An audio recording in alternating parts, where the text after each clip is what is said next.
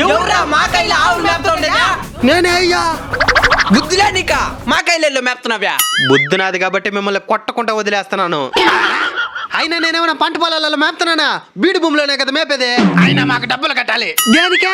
ఇప్పుడు మనం ఒక హోటల్కి పోతామా, కడుపు నిండికి తింటామా, వాళ్ళకి డబ్బులు ఇస్తండా.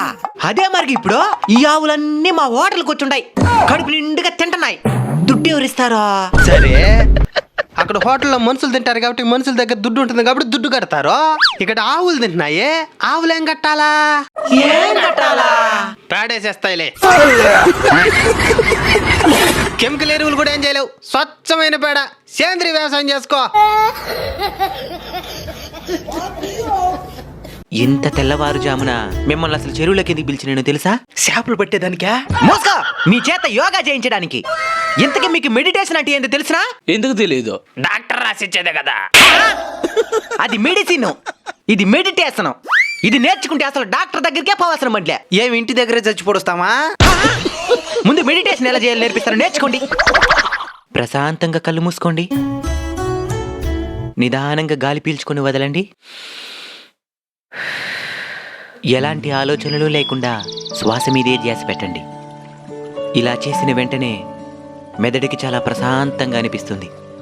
ఇప్పుడు నిదానంగా కళ్ళు తెరవండి.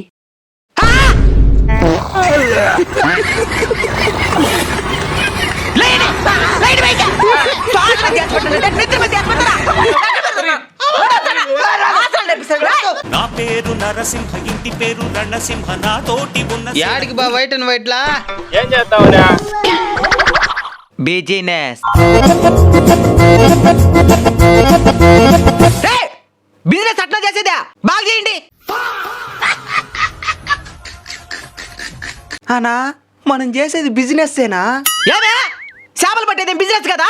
కొన్ని కోట్ల మంది బతుకుతున్నారు చేపలు నమ్ముకొని. అయినా వైట్ అండ్ వైట్ అవసరం అంటావా? రాజకీయ నాయకులు వేసుకున్నారు, నర్సులు వేసుకున్నారు, ఇంకోటి యోగా చెప్పే వాళ్ళు కూడా వేసుకుంటున్నారు. మన చేపలు పట్టే వాళ్ళు ఎందుకు వేసుకోకూడదు?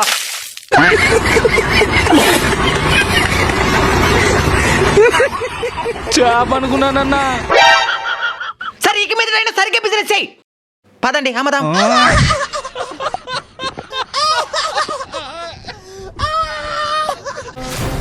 యో మణిమావ ఎక్కడియా? నేను కూడా వాడి కోసం ఎతకుతున్నాను. నువ్వెందుకు ఎతకుతున్నావా?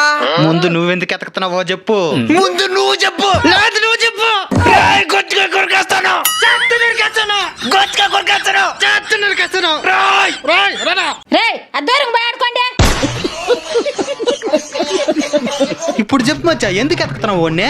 ఏప్రిల్ 1 వీడియోలో మన ఆడియన్స్ సబ్స్క్రైబ్ చేసుకోమని అడిగినాడు. అవును, ఆ ఒక్క వీడియోకి ఎన్ని మంది సబ్స్క్రైబర్లు వస్తారనేది అందరికి తెలిసే విధంగా వీడియో చేసి పెడతాడు. అవును, ఆ వీడియోని ఇంతవరకు చేయలే, అందుకే ఎతకుతున్నాను. నేను కూడా అందుకే ఎతకుతున్నాను. పదం వచ్చా చేతిలో పద. వీళ్ళు మన కోసమే వస్తున్నట్టున్నారా? జంప్. సచ్చినాడు నా చేతిలో. ఎక్కడ మావా ఈడా? వస్తాడు కానీ ఎక్కడే కూర్చున్నావు. ఇంకా వాళ్ళు ఏప్రిల్ 1 వీడియోలో సబ్స్క్రైబ్ చేసుకోమని చెప్పినావా? దానికి ఎన్ని మంది సబ్స్క్రైబర్లు వచ్చినారు ఆడియన్స్ కి చెప్తాను, నువ్వు చెప్పలేవా? రేపు చెప్తాను మచ్చా. రేపుకి రూపు లేదు, ఇప్పుడే చెప్పు. సరే.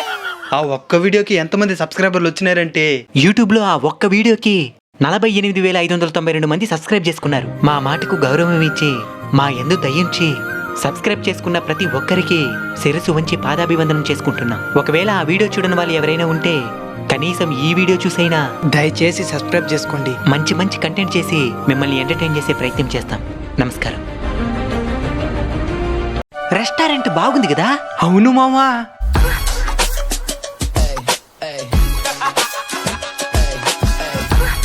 నలుగురం సరిపోయాం సార్. ఆ పక్క టేబుల్లో కూర్చోండి.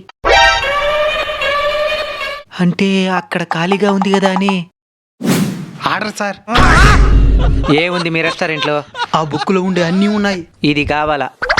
Chinese rice and noodles. ఆహా, ఈ ఫ్లూట్ కావాలా? మా మామ కామెడీ చేస్తున్నాడులే. ఏమో చిచ్చేసినవి, ఏది నచ్చలా? మొత్తం ఇంగ్లీష్ లోనే ఉన్నది. పన్నీర్ ఫ్రైడ్ రైస్ తెచ్చేయమా. Okay madam.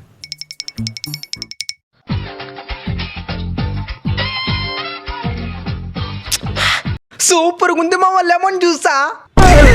ఇవి చేయి కడుక్కోవడానికి, తాగడానికి కాదు. రే మచ్చా, మావా పెళ్ళికి లేట్ అయిపోతున్నది కానీ బయలుదేరు కానీ. సరే సరే మావా. రే బయలుదేరినారా? ఆ, అయిపోయి వచ్చింది. మనం పోతుండేది బాగా డబ్బులుండే వాళ్ళ పెళ్ళికి. వాళ్ళ దగ్గర మనకి రెస్పెక్ట్ కావాలంటే డబ్బులు మన ఒంటి మీద కనబడాలా. అయితే మనం అందరం కోట్ వేసుకుని ఉంటే బాగుంటుందేమో. అవును, సర్లే ఇప్పటికిప్పుడు కోట్ అంటే ఎక్కడి నుంచి వస్తాదే? లేట్ అయిపోతుంది, పదాం రండి. మావా ఏమైంది మచ్చా? పక్క రూమ్ లో కోట్ చూసినాను మావా, సూపర్ గా ఉండాది. అది కానీ వేసుకుని వచ్చినాను అనుకో, మనకి రెస్పెక్ట్. అయితే పోయి వేసుకోరాబో మచ్చా.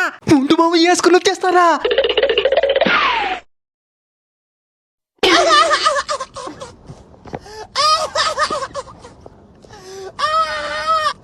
ఏంది మన టీం సరిగానే ఆడేది లేదు. ఆ బాల్ నెట్ట కొట్టినాలా అట్ట 6 కొట్టకుండా ఇట్టంతా కాదు. నెక్స్ట్ యాక్షన్ లో మన టీంకి మనమే సెలెక్ట్ అయ్యి 6లే కొట్టి 300 కొట్టి విన్ చేసేయాలా. క్రికెట్ ఆడుతున్నారు, మన సత్తా నిరూపించుకుందాం. కానీ అందరూ పిల్లకాయలుగానే ఉన్నారా? వీళ్ళ దగ్గర 200 మీటర్లు కొడితే పెద్దలతో 100 మీటర్లు కొట్టలేమా? పదరా తమ్ముడా, 200 మీటర్ల అవతలుండు.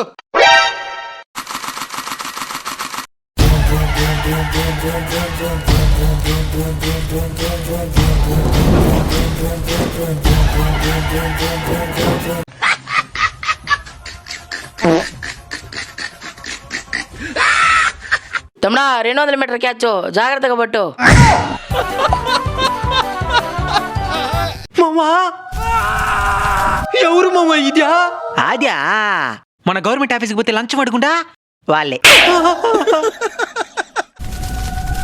మరి వీళ్ళెవరు? మన అవినీతి చేసే రాజకీయ నాయకులు. అధర్మం చేసిన వాళ్ళు అట్ట 6 ఇస్తున్నారు సరే, మరి ధర్మంగా బతికే వాళ్ళని ఎలా చూసుకుంటాడో? ఇలా దగ్గరుండి భద్రంగా చూసుకుంటాడు.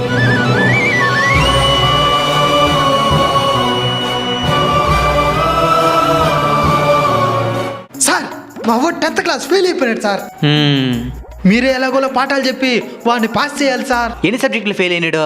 మొత్తం 8 సబ్జెక్టులు ఫెయిల్ సార్. 10th లో ఉండేది 6 సబ్జెక్టులే. 6 సబ్జెక్టులు ఉండేదా? అసలు ఇంత తెలివైన నా కడుపులో ఇంత తెలివి తక్కువైన ఏదో అట్టు పుట్టాడు నాకే అర్థం కాలేదు సార్. నాకు అర్థమైందిలే. వీడు ఫెయిల్ అయినప్పటి నుంచి తలెత్తుకొని తిరగలేకపోతున్నాను సార్. ఒకటి ఈయనైనా చంపేస్తాను, లేదంటే నేనైనా చచ్చిపోతాను సార్. నేనే చచ్చిపోతాలే నాయనా. ఫెయిల్ అయితే కట్ రాసుకోవచ్చు, ఒకవేళ మళ్ళీ ఫెయిల్ అయితే నెక్స్ట్ ఇయర్ రాసుకోవచ్చు. అంతేగాని చచ్చిపోవడమో చంపేయడమో వల్ల ఎవరికి ప్రయోజనమో చెప్పండి. తమ బిడ్డ స్కూల్ ఫస్ట్ స్టేట్ ఫస్ట్ వస్తే నా కొడుకు అని గర్వంగా ఎవరైనా చెప్పుకుంటారు. తమ బిడ్డ ఫెయిల్ అయినా గానీ ఎక్కడ ఇబ్బంది పడ్డాడో కనుక్కొని దానిని సరిచేసి తమ బిడ్డ పాస్ అవ్వగలడనే భరోసాని కల్పించే తల్లిదండ్రులు గొప్పవాళ్ళు అనిపించుకుంటారు. రీసెంట్గానే 10th క్లాస్ రిజల్ట్స్ వచ్చాయనే విషయం చాలా మందికి తెలిసిందే. పాస్ అయిన స్టూడెంట్స్ అందరికీ కంగ్రాచులేషన్స్, అలానే ఫెయిల్ అయిన స్టూడెంట్స్కి ఆల్ ది బెస్ట్. ఫెయిల్ అయిపోయాం కదా అని బాధపడి రాంగ్ డెసిషన్స్ తీసుకోవద్దండి. ఫెయిల్ అవడం అనేది చాలా కామన్, ఇది చాలా చిన్న విషయం అని ఎదిగే కొద్దీ మీకే అర్థమవుతుంది. ఆల్రెడీ 10th క్లాస్ ఫెయిల్ అయ్యి కూడా గొప్పగా సాధించిన వాళ్ళు ఎందరో ఉన్నారు. కాబట్టి ధైర్యంగా ముందడిగేయండి, అంతా మంచి జరుగుతుంది. Once again all the best.